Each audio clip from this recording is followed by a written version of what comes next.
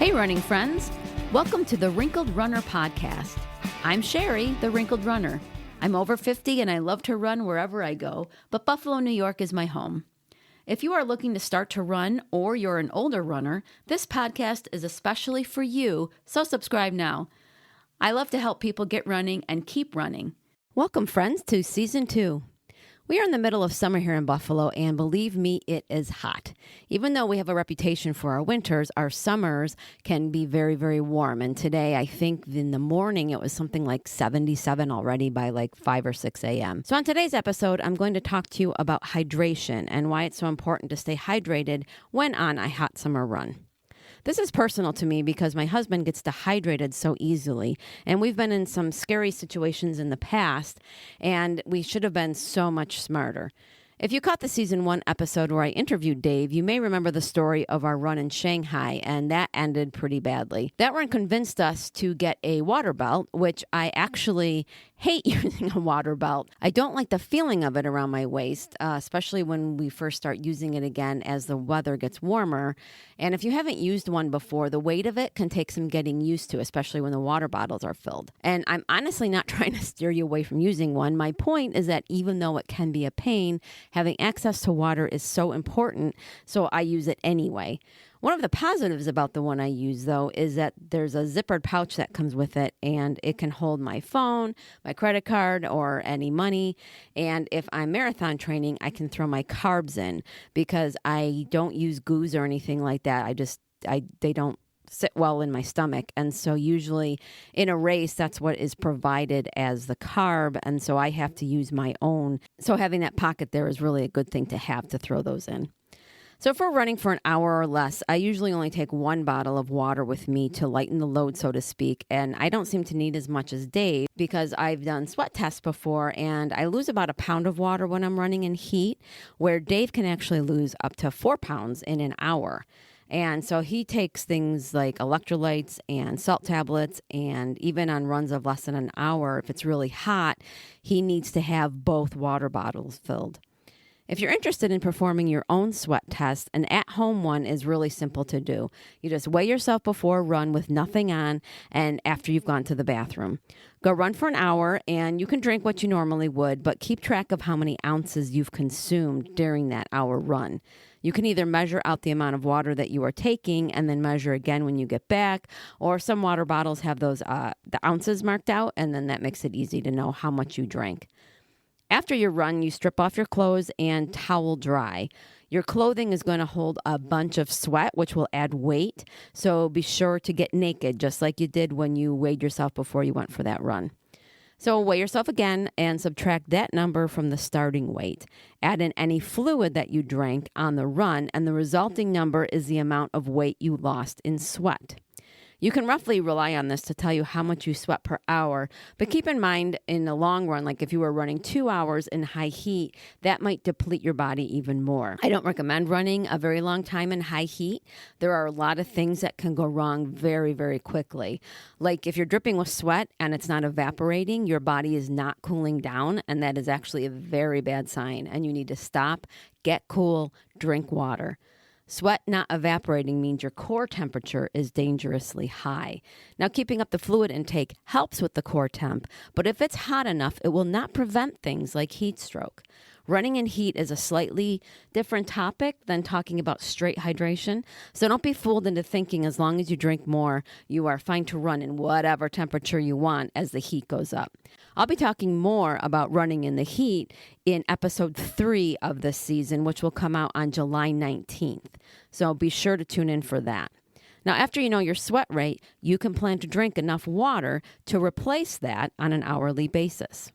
Now, keep in mind that for every 1% of your body weight that you lose in water, your performance actually decreases. So if you're in a race, be sure to stop at those watering stations and don't just pass them by so that your performance stays up.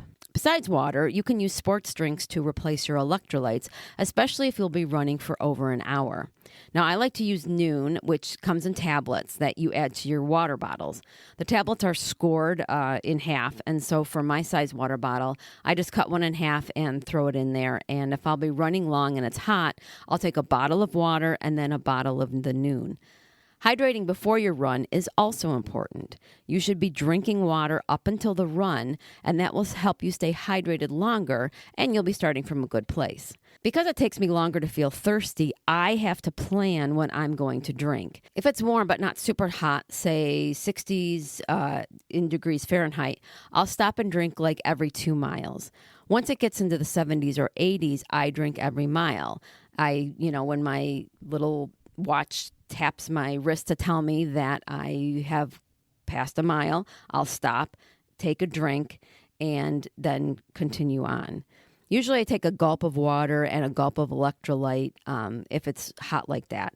You don't have to chug and you don't have to drink half a bottle of water each time. Your stomach can get upset. It's not comfortable to run with a bunch of liquid sloshing around. Now, I do make sure my bottles are half empty by the time I reach the halfway point in my run. Then I'm pretty confident that I'm drinking enough water to stay hydrated. As an older runner, there are times that I have to pee. Even if I'm, running in the heat, a lot of times I don't have to go so much like I do like in the wintertime, but I've learned where the bathrooms are on my routes just in case. So knowing that actually helps me to keep drinking because I know I won't have to suffer if I do have to go to the restroom. And ladies, make sure your bladder is being emptied when you do go. I know the temptation is to jump in, go quick, and then get back on that run. But that extra minute to make sure your bladder's empty will help you not to have to go again in 20 minutes. And it can also stave off a UTI, which is horrible if you not have had one before. Running is next to impossible because of what pounding the pavement feels like in the bladder. And take it from me, it is almost impossible to go for a run even the first day that a UTI starts. So you want to avoid getting one. And we're already tempting fate by getting our shorts wet with sweat. So do what it takes to take care of yourself. So that means when you get home from a run, get those sweaty clothes off and get in the shower as soon as you can. Even if I can't take a shower right away, say we ran in the morning and my husband has to get to work, so he's in there first, I get the running clothes off and I just throw a robe on. Okay, so TMI perhaps, and that doesn't have a lot to do with hydration, but it's better to have TMI and be able to make smart choices. So back to hydration. If you're finding that after a run you have crystals of salt drying on your face or white streaks on your clothing, you are a salty sweater and you should be carrying the electrolyte drinks with you. Even though I don't sweat nearly as much as my husband, I'm actually a salty sweater. And I've scratched the corners of my eyes even by rubbing my face when I've been really, really sweaty. And I'll just rub my eye or something, and then the corners of them will just get scratched. And it's from the salt crystals that have dried on my face. So how do you know if you are dehydrated? So some symptoms are you're dizzy, you're nauseous, you can even throw up, you have dry mouth, dry lips. Don't let your body get to that point. Don't wait until your mouth is dry or you're dying of thirst. Like I said before, feeling thirsty for me is unreliable. So have a plan and stick to it. So hopefully I have convinced you to hydrate properly when you are on a run. There are many different ways to carry water with you, like the belts that I wear, handheld bottles with straps to keep it on your hand, and there's even backpacks. One note about too much hydration, though, it is possible to hydrate enough to dilute the electrolytes and your salt level becomes too low. People have actually died from this. It's called hyponatremia. It's pretty rare, but it can happen. Now, listen. But this whole thing is probably scaring some people from actually running at all when the temperature gets hot. But if you hydrate properly, if you're drinking water before you go, if you take bottles with you and you're drinking water throughout your run, you are not going to dehydrate. And as long as you're not chugging bottles of water and trying to convince yourself to take a sip like every minute or so, you're not going to drink too much. So just know your body and take care of it, drink that water, and just make sure you're staying hydrated. So next week's episode is about whether you burn carbs during a cold run and fat during a hot run. On the Weather Channel app, there's a run index that tells you when a good time for a run is. The app talks about lower temperatures converting the body's fuel source from less fat consumption to more carb consumption. I've never heard of this from a temperature standpoint. My understanding was we burn carbs and we burn them first because it's more efficient, and then the body switches to burning fat. So I've done some research into this, and next week I'll talk about what I found out. I also direct you to a cool website that tells you what to wear depending on the weather you're going to be running in. So come join me next Monday morning. I hope you enjoyed today's episode. If you know another runner who could benefit from today's topic, go ahead and share it. Do you have any running questions? You can ask me. Email me at sherry@wrinkledrunner.com, and if I can't answer your question, I will do the research to find the answer and share it with you. The questions I get from listeners like you help me develop episodes, so please don't be shy. You can sign up for my once-a-month newsletter using the link provided so that you can have all the Wrinkled Runner resources from the past month all in one place. I also have opened up my virtual coaching in addition to coaching one-on-one with those in the Buffalo, New York area.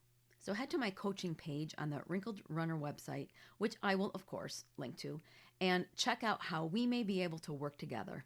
Until next Monday, thanks for listening, and I'll see you on the run.